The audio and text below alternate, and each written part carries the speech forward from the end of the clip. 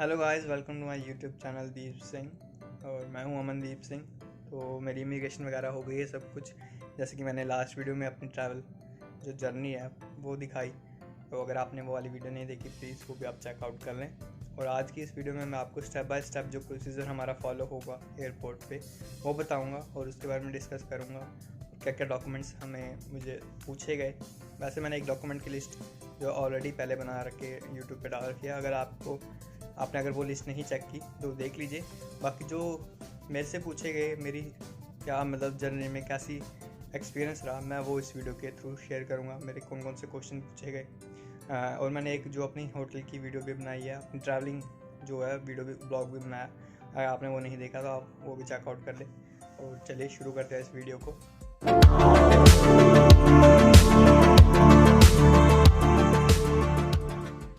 तो बात कर लेते हैं कि दिल्ली एयरपोर्ट पे एंटर होने से पहले जो है उन्होंने कौन कौन से क्वेश्चन या कौन कौन से डॉक्यूमेंट जो है मेरे से पूछे।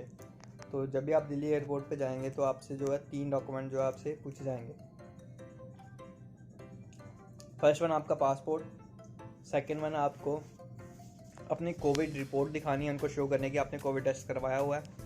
और जो लास्ट वन है वो होगा आपकी टिकट। आप उसका प्रिंट भी शो कर सकते हैं या फिर अपने मोबाइल में भी शो कर सकते हैं। मेरे पास प्रिंट भी था और मोबाइल में भी थी, पर जब मैं एंट्री कर रहा था एयरपोर्ट में तो मैंने उनको सिर्फ फ़ोन में ही शो की थी। बाकी जो है फिज़िकल टिकट जो है मैंने बोर्डिंग पास जब मुझे लेना था मैंने तब उनको दिखाई थी।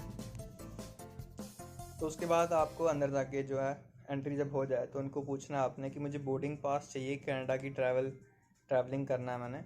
और आपने अपना जो फ़्लाइट है वो बतानी है। किसी से भी जो वहाँ पे कोई गार्ड वगैरह या कोई सर्विस होगी, जो भी कोई सर्विस में होगा पर्सन, आप उससे पूछ लें। वो आपको जो है आपको एरिया बता देगा कि आपको किस साइड जाना है जहाँ पे आपको बोर्डिंग पास मिलेगा। तो यूजुअली स्टूडेंट जो है बोर्डिंग पास के लिए खड़े होंगे लाइन में। आप उनसे भी जाके कंफर्म कर ले कि ये कनाडा में है और एयर इंडिया या एयर कनाडा जो भी आपकी फ़्लाइट है वो है, वहाँ यहाँ से मतलब बोर्डिंग पास मिल जाएगा उस फ्लाइट के लिए। तो जब कंफर्मेशन हो जाए तो आपको कौन कौन से डॉक्यूमेंट जो आपने निकाल लेने हैं या रेडी रखने हैं।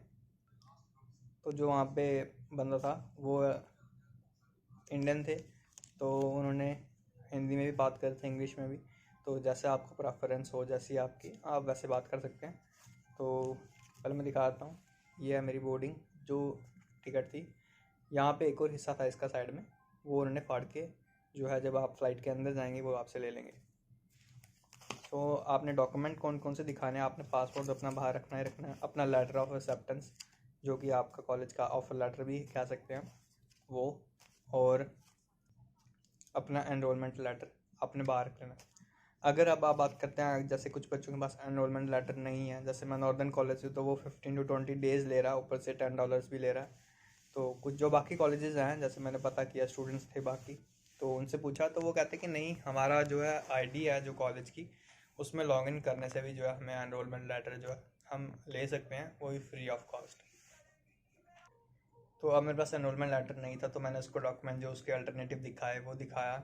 मेरा टाइम टेबल, मेरा प्यूर्स कॉलेज में जो ईमेल आईडी है, जो कॉलेज स्टूडेंट आईडी देता है, उसमें लॉगिन दिखाया उसको, दिखाया कि मेरी क्लासेस चल रही हैं, मेरी ईमेल्स दिखाई उसको।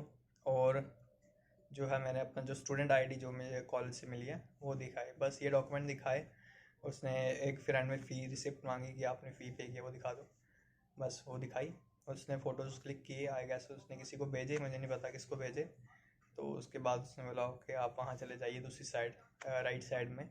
वहाँ पे हमने जो है अपने जो लगेज हैं जो हमारे, वो वेट होंगे हमारे। और वो जो 3 या 2 ट्रॉली बैग जो भी आप लेके आ रहे हैं वो आपने वहाँ पे सबमिट करवाने हैं। तो अगर आप एयर इंडिया से आ रहे हैं तो आप एक्चुअली 3 बैग लेके आ सकते हैं। एक कैबिन बैग लेके आ सकते हैं और एक जो है आपका लैपटॉप बैग होगा। जो कैबिन बैग और लैपटॉप बैग है वो आप अपने साथ कैरी करके आगे अंदर ले जा सकते हैं। तो अब वेट की बात कर लेते हैं। अगर आपका वेट 23 kg से थोड़ा सा ऊपर है, जैसे 200 ग्राम या 300 ग्राम, तो वो चल जाएगा, ओके है। बट मैं जो सजेस्ट करूँगा कि आप 23 या 23 से 100 ग्राम कम ही रखें, क्योंकि डिपेंड करता है कि वहाँ पे जो बंदा है वो कौन है।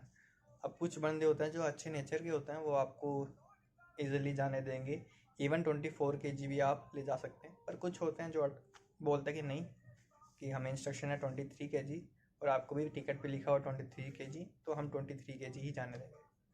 तो आप उस चीज़ का थोड़ा ध्यान रखें, क्योंकि आपको प्रॉब्लम फेस कर सकती है, क्योंकि for every extra kilos you have to pay something like around like I don't know the exact figure, तो आप ध्यान रखें थोड़ा।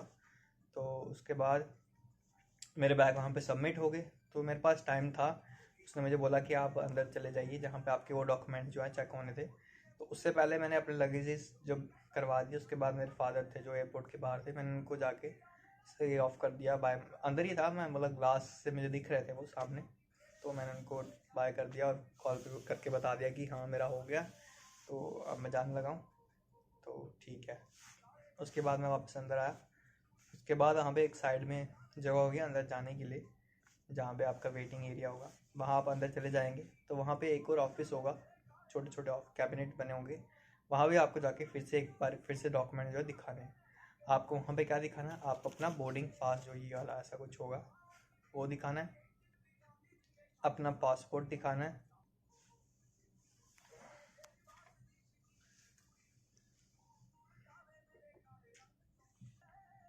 अपनी कोविड की आपने रिपोर्ट दिखानी है उनको। ये तीनों चीज़ें वहाँ पे भी दोबारा चेक होंगी। उसके बाद वो आपको अंदर जाने के लिए बोल देंगे।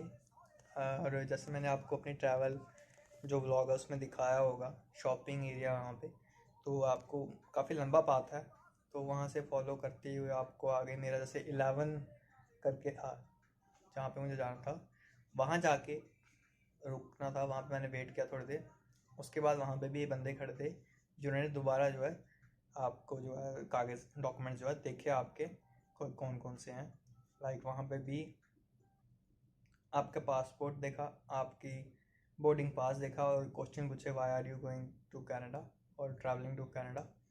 उसके बाद और उन्होंने मेरे से तो कुछ नहीं पूछा, जो मेरे आगे स्टूडेंट था एक्चुअली उससे पूछा कि क्यों जा रहे हो और कहाँ पे है आपका कॉलेज। अच्छा, उसने उससे पासपोर्ट नंबर, अगर आपको अपना पासपोर्ट जो नंबर होता है टी से शुरू होता है जैसे मेरा, तो वैसा कुछ नंबर होता है, अगर वो आपको याद नहीं है तो आप वो भी याद रखें। कई बार पूछ लेते हैं, मतलब उसका कोई फ़न नहीं है, मतलब वैसे ही उसने पूछा तो उसको नहीं पता था, तो उसने बोला why you don't know your own passport number. तो उससे प्रॉब्लम हो सकती है, लेकिन उसने कुछ नहीं बोला। उसने उसको बोला कि like I forgot about my passport. So उसके बाद उसने बोला ओके। उसने उसका फेस चेक करवाया, मास्क आपका निकलवाएंगे और फेस चेक करेंगे। उसके बाद उसने मतलब उसको आई गेस पता नहीं शक हुआ या कुछ भी, जो भी हो सकता है, उसने उससे उसका आईडी कार्ड मांगा कि भाई अपना आईडी कार्ड दिखाओ, कोई और मे बी फेस में वेरिएशन हो थोड़ी बहुत। उसका उसने पासपोर्ट थोड़ी पहले बनाया हो, अब थोड़ी फेस चेंज हो गया हो या बियर्ड वगैरह रख लियो, आई डोंट नो, क्योंकि मुझे उसका फेस मैंने नहीं देखा, क्योंकि मेरी साइड उसने बैक की हुई थी और ना ही पासपोर्ट देखा मैंने उसका। तो उसके बाद आपको वहाँ पे वेट करना है। आपको एक मास्क किट दे देंगे, अगर आपकी सीट जो है बीच वाली होगी तो आपको जो है एक कोट सा दे देंगे वाइट कलर का वेयर करने के लिए, अगर आप दो बंदों के बीच में बैठ रहे हैं। तो उसके बाद हमने वेट किया, जब फ़्लाइट का टाइम होगा उन्होंने आपकी फ़्लाइट पे जो बोर्डिंग पास है उस पर टिकट नंबर दिया होगा और गेट नंबर भी दिया होगा एक्चुअली। यस, मेरा था 11। तो उसके बाद उन्होंने बताया कि इतने से लेके इतने जो टिकट वाले हैं आप वो आ जाएं अंदर। तो जब आप जैसे ही अंदर जाएंगे, अगर आपकी जैसे मैंने बताया मेरे को मेरी मिडिल सीट थी, तो मेरे को उन्होंने वाइट कलर का कोड दिया और मास्क वगैरह स्क्रीन मास्क जो होता है वो दिया। उसके बाद उन्होंने अंदर भेज दिया मुझे। अंदर जाके थोड़ी सी आगे जाके फिर एरोप्लेन के अंदर उन्होंने जो है रिसीविंग हुई हमारी, उन्होंने वेलकम वगैरह करके हमें गाइड किया हमारी सीटें कहाँ पे हैं, हमें प्रॉपर्ली बिठा दिया। उसके बाद जो आपका कैबिन वगैरह बैग होगा वो आप ऊपर जो आपके कैबिनेट बने होंगे आप उसमें रख लीजिए और कंफर्टेबली होकर बैठ जाएंगे। तो ये होगी कि इंडिया में जो है हमें कौन कौन से क्वेश्चन पूछेगी। अब बात कर लेते हैं कनाडा की। जब आप वहाँ पे अराइव हो जाएंगे तो आपको कौन कौन से क्वेश्चन पूछे जा सकते हैं, कौन कौन से डॉक्यूमेंट जो है चेक होंगे। मैं बता दूँ लिटरली मेरे से मतलब कोई भी डॉक्यूमेंट जो एक्स्ट्रा डॉक्यूमेंट यहाँ पे नहीं मांगा गया। जैसे कि मैंने सुना था कि मेरे दोस्तों से भी नहीं मांगा गया, लेकिन उनके साथ जो बच्चे थे उनसे बहुत से डॉक्यूमेंट जो एक्स्ट्रा मांगे गए कि अपने ये डॉक्यूमेंट्स दिखाएं। मेरे से लिटरली कोई डॉक्यूमेंट नहीं मांगा गया, मेरे से सिर्फ मेरा पासपोर्ट और जो मेरा एक जो चीज़ मैं मिस कर गया हूँ वो ये है कि जो आपका जब 1 आवर कुछ रह गया होगा टाइम फ़्लाइट का, जब वो कनाडा पहुंचने वाली होगी, तो आपको 2 फॉर्म देंगे। एक फॉर्म होगा जिसका नाम होगा डिक्लेरेशन फॉर्म, दूसरे फॉर्म का नाम नहीं था, मतलब उसमें भी डिटेल्स वगैरह फिल करनी थी अपनी। तो डिक्लेरेशन फॉर्म में आपने क्या डिटेल्स फिल करनी थी, उसमें भी आपने यही प्लान था कि आपका नाम वगैरह फिल करना था, आप कहाँ से आ रहे हैं, आपका पासपोर्ट, उसका नंबर, और आपका स्टूडेंट वीज़ा या वर्क वीज़ा या और कुछ है, आपका डेट ऑफ बर्थ वगैरह, मतलब डिटेल्स, नॉर्मल डिटेल्स भरनी है अपनी, फिल करनी है। इसे कंफर्म कर लीजिए और वैसे फिल जैसे वो कोई भी आपको गाइड वगैरह कर सके, तो वैसे आप भर लीजिए। एक्चुअली मुझे याद नहीं रहा, नहीं तो मैं फ़ोटो खींच लेता डिक्लेरेशन फॉर्म की, और जो दूसरा फॉर्म है तो आपको थोड़ी हेल्प हो जाती कैसे भरना, मैं वो भी बताता, लेकिन अनफॉर्चुनेटली मेरे दिमाग से थोड़ा स्किप हो गया। तो जब आप लैंड हो जाएंगे, आपको काफ़ी ज़्यादा वॉक करके जाना पड़ेगा। वॉकिंग के दौरान आपको एक जगह जो है, एक साइड पे पोस्टर सा लगाया होगा उन्होंने स्टैंडिंग, उसमें लिखा होगा कि आपको स्कैन करना है और जो है अपनी कोविड के लिए जो है आपने रजिस्टर करना है।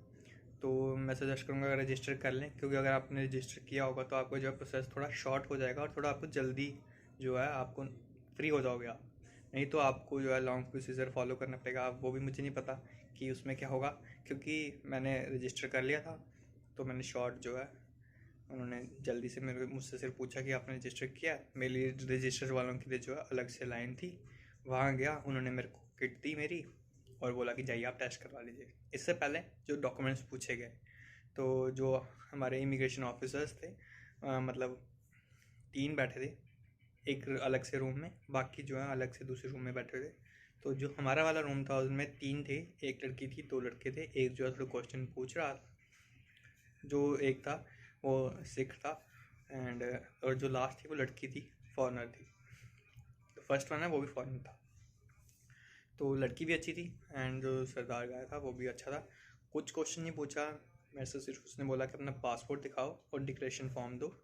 मैंने पासपोर्ट पहले दे दिया, मैंने अभी डिक्लेरेशन जो है फॉर्म निकाला भी नहीं था, उससे पहले ही उसने मेरा स्टूडेंट परमिट और जो वर्क परमिट था वो प्रिंट कर दिया और मुझे हैंड ओवर कर दिया, और वेलकम करके मुझे बोला कि you can leave now.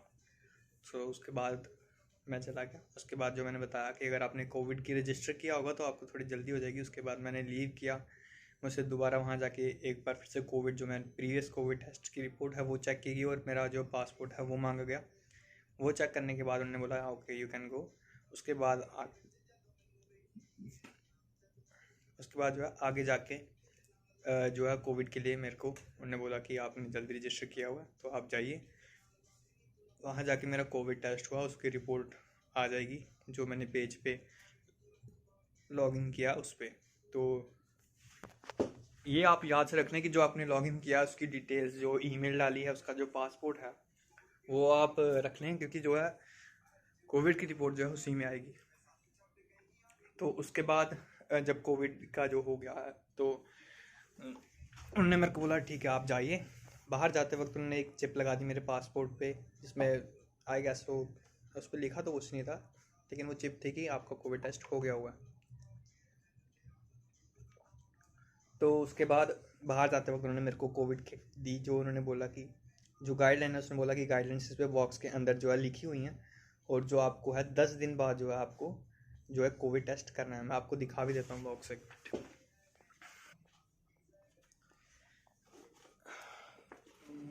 Right, ये रहा। ये आपको इस तरह की थोड़ी जो है किट आपको दी जाएगी वहाँ पे, और जो है 10 दिन बाद आपने जो है वो करना है। तो ये फ़िलहाल तो मैंने खोली नहीं है, 10 दिन बाद ही खोलूँगा, तो उस पर भी मैं वीडियो बनाऊँगा। तो मैं चाहूँगा रिक्वेस्ट कि आप अगर मेरे चैनल पे न्यू हैं तो सब्सक्राइब करें, हेल्प करें मुझे ग्रो करने में, ताकि मैं और इन्फॉर्मेटिव वीडियो जो है आपको दे सकूँ बना के। तो इसके बाद जो सबसे लंबा जहाँ जो आप कह सकते हैं कि सबसे ज़्यादा जो टाइम वेस्ट जहाँ पे होगा वो होगा आपका जब आप होटल की जो व्हीकल है जो पिकअप होगा उसके लिए वेट कर रहे होंगे। तो बहुत लंबी सी लाइन होगी, बहुत लंबा, मतलब आपको वेट करना पड़ेगा। अगर आपका होटल अगर आपका वो करवाएं जहाँ ज़्यादा बच्चों ने रजिस्टर किया हो या मतलब ज़्यादा बच्चों ने अप्लाई किया हो, तो उनकी जो है थोड़ी फ्रिक्वेंटली जो है आ जाएगी। जैसे कि मैंने किया था, इस होटल का नाम है मेरिट, ऐसे कुछ क्या, मेरिट पता नहीं आता, प्राइस ही बता देता हूँ। एक और जो यहाँ पे इंफॉर्मेटिव जो बात है वो ये है, आपका अगर पेमेंट डिक्लाइन हो जाती है, जैसे कि जो मेरे भाई ने करवाया, ठीक है, उसने करवाया था 1100 कुछ का, आई गेस 50 या 1200 ऐसे कुछ है प्राइस। बट अगर आपकी वो डिक्लाइन हो जाती है यहाँ पे आके, तो जब ये दोबारा से करेंगे तो ये एक्स्ट्रा चार्जेस देंगे आपको। लाइक जो मेरे साथ 2 बच्चे आए थे, एक लड़का था एक लड़की थी, दोनों की पेमेंट डिक्लाइन हुई, दोनों ने कैश पेमेंट की, और जो कैश पेमेंट है उनको ज़्यादा करनी पड़ी, उनको लाइक 1400 कुछ करनी पड़ी। तो मेक श्योर आप करके आएँ, नहीं तो आपको ज़्यादा पेमेंट पे करनी पड़ेगी। तो यही थी बेसिक इन्फॉर्मेशन। आज की वीडियो यहीं पे एंड करते हैं। अगर आपको वीडियो इन्फॉर्मेटिव लगी हो तो प्लीज़ सब्सक्राइब करें मेरे चैनल को, लाइक कर लें, बेल आइकन को प्रेस कर लें, और अगर आप कुछ पूछना चाहते हो तो प्लीज़ नीचे कमेंट कर लें। अगली वीडियो में बताऊँगा आपको कौन सा होटल जो है लेना चाहिए, क्योंकि जैसे मैंने इसमें पहले अपनी प्रीवियस वीडियो में बताया कि यहाँ पर इंडियन फूड बहुत कम है। मैं जो 3 दिन का जो है कोलैब करके एक वीडियो बनाऊंगा जिसमें मैं बताऊंगा मील्स के बारे में जो इन्होंने मेरे को प्रोवाइड की, कैसे मील थी, क्या क्या था, तो आप वो भी देख लेना। बाकी मेरा एक फ्रेंड है जिसने एक होटल में किया, मुझे नाम नहीं याद, मैं नीचे डिस्क्रिप्शन में लिख दूँगा। तो वहाँ जो है इंडियन फूड उसको प्रोवाइड किया गया जो कि अच्छा था, जैसे कि राजमा चावल, पनीर और मटर पनीर की सब्ज़ी और चावल, रोटी, नान और बटर वगैरह, कर्ड वगैरह। तो मतलब वो रोटी ज़्यादा अच्छी थी, क्योंकि जब आप नए आएंगे ऑब्वियसली इंडियन प्रेफर करेंगे। ऊपर से जैसे कि मैं वेजिटेरियन हूँ तो यहाँ पे वेजिटेरियन बहुत ही कम मतलब ऐसे कि इन्होंने मेरे को ऑप्शंस दिए कि आप चूज़ कर सकते हैं इनमें से। तो मतलब सारे ही जो है नॉन वेजिटेरियन थे, एक आदि को छोड़ के, तो मुझे ऑप्शन थे नहीं मेरे पास, तो वही चूज़ करना पड़ा मेरे को। तो मैं दे दूँगा उसकी डिटेल्स भी। Thank you for watching my YouTube channel. Okay, bye.